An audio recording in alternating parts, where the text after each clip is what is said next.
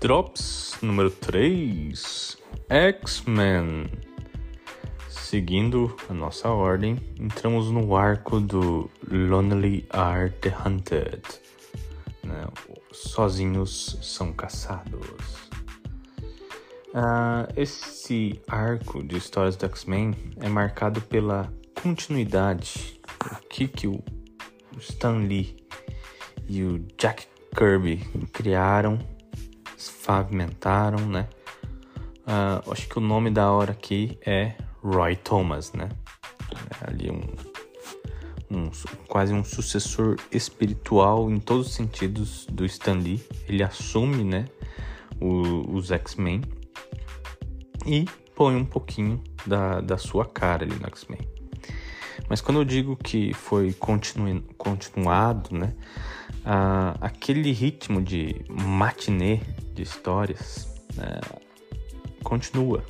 Ele é bem crasso, bem visível. Aqui a gente está falando entre das edições que terminou lá atrás, da 23 a 45, né? Sendo que aquele primeiro arco do Filhos do Átomo foi da 1 até a 23, né? E aqui a gente ainda vai levar em conta por mais um crossover dos Vingadores, mas aqui realmente fazendo um crossover de verdade, porque você precisa ir até a revista dos Vingadores para ver como é que termina a história, né? Então é um crossover, assim, um chamariz para as duas revistas, mas já a gente fala disso. Então o Roy Thomas entra na revista, né? Os desenhistas têm uma certa rotatividade, assim. Acho que o mais claro ali é o Werner Hoff, né? Mas eu nem sei se vale muito a pena de falar de desenho, porque nessa época, na Marvel, né, se você não era Jack Kirby, você tinha que imitar o Jack Kirby, né? Então, acho que poucos ali tinham aval de sair, né, da sombra do Jack Kirby. Eu acho que o Steve Ditko podia fazer o desenho dele, né? Mais tarde ali o John Buscema ia poder fazer, né, os traços super realísticos dele. Mas se você não era esses caras, você tinha que imitar o Jack Kirby. Isso parece um pouco cruel, mas é uma prática que até se repete muitas vezes no mercado, né? Nos anos 90 todo mundo tinha que imitar o Jim Lee. Nos anos 2000 todo mundo tinha que imitar o Mike Deodato, né? E assim por diante. Naquela época todo mundo imitava o Jack Kirby. Então, quando o Jack Kirby, quase que você nem nota que ele sai, porque os novos desenhos estavam tentando imitar o traço dele. Tentando, né? A gente sabe que nunca dá, né? Mas o Roy Thomas, ele entra, ele dá essa continuidade de tem um inimigo atacando o centro da cidade, quem poderá nos ajudar, né? Daí entra os X-Men pra fuder o cara. Então isso se continua, novos inimigos são apresentados, uns até bem doidos, assim. Acho que uma característica do Roy Thomas é puxar esse lado fantasioso da ficção científica. Por exemplo, eles viajam em dimensões, sabe? Então tem uma viagem um pouco mais escalada aqui nessa fase. Acho que muito legal de lembrar que o Roy Thomas, ele cria o conceito do Banshee, né? O Banshee é um mutante que ele grita, né? Ele consegue voar e o grito dele é supersônico. Eu acho que eu sempre senti muita falta disso, porque existia o Ciclope, que é um cara que tem raio no olho, mas por conta de um intermédio ali dele não conseguir controlar, né? Ele tem que usar o óculos, aí ele vira mono-olho. Então, o codinome dele vira Ciclope, né? Que é uma besta mitológica grega ali. Então, eu sentia muito falta deles fazer isso de novo com outras coisas, né? Então, o Roy Thomas traz, né, esse espírito errante do mito celta ali, que é a Banshee, né? Que é muitas vezes é uma bruxa, uma mulher que morreu de uma forma muito ruim, né? E ela amaldiçoa a si mesma e fica pairando pelo mundo, né, gritando, né, e o seu grito ou é enfeitiçador ou é desolador. Aqui, né, o mutante, ele grita e as pessoas vão gritar junto, mas de dor, ou são pulverizadas, né, de tão forte que é o grito dele. Então, tem mais essa besta mitológica incorporada dentro de uns mutantes, né? Então, é a introdução do Banshee, né? Eu acho isso muito legal. Sinto muita falta dessas coisas acontecerem. Porque sempre só teve o Ciclope e o Anjo, né? O Anjo é muito óbvio, né? Então eu queria uma coisa mais elaborada, que nem o Banshee.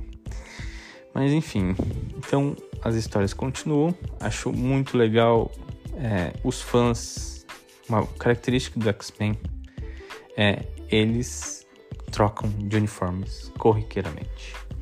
Isso começa lá pela edição 39, onde eles apresentam novos uniformes. De primeira, isso não é muito pertinente, não é muito significante, mas pro lore do X-Men isso se tornou tão foderasticamente clássico deles, trocar o uniforme. Se você reparar nos outros super-heróis, os outros super-heróis não trocam de uniforme, ele troca, mas fica assim um detalhe ou outro, mas o core ali do uniforme permanece o mesmo. No X-Men isso não existe. Já nesse segundo arco eles vão trocar e os uniformes são totalmente diferentes. Por exemplo, a Jean Grey agora tá usando um vestidinho verde, com uma máscara de carnaval, sabe? As cores são totalmente mudadas, então... E isso vai evoluindo, que ao longo de 60 anos a gente está tendo um baile de gala dentro do arco de histórias, onde só serve para eles trocar de roupa e conversar. Então, para vocês verem que esse negócio de troca de uniforme virou muito importante para os X-Men.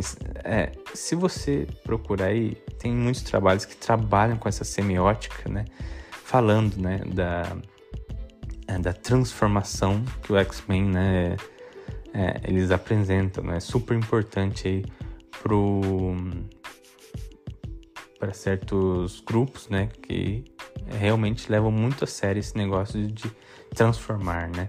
Principalmente se você vê, acho que eu já ouvi uma comparação que X-Men são quase que drag queens, porque eles realmente de dia são uma coisa e de noite são outra coisa completamente maravilhosa e diferente, né? Então tem toda essa semiótica que o X-Men sempre trabalhou desde a sua origem, né? Fica aí a recomendação de leitura desses trabalhos, né? Então, passando mais pra frente, já no final da fase, a gente vai ter de novo um crossover com os Vingadores, né?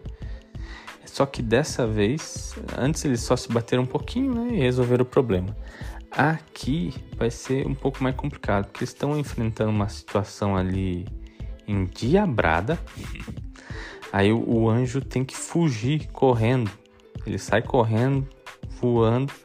Ele tem que chamar os Vingadores para ajudar, porque sem os Vingadores não vai dar, né? Então é uma aventura ali contra o Magneto.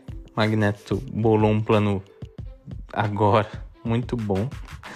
E o Anjo vai correndo e volta daí com os Vingadores para ajudar. Eles têm um racha ali com o Magneto que vai acabar com, assim, a suposta morte do Magneto, né? Que vai se repetir várias vezes, né? O Magneto morrendo, mas enfim. Só que dessa vez até aparece o capacete dele jogado assim na praia, tipo, como se fosse, é o fim desse inimigo.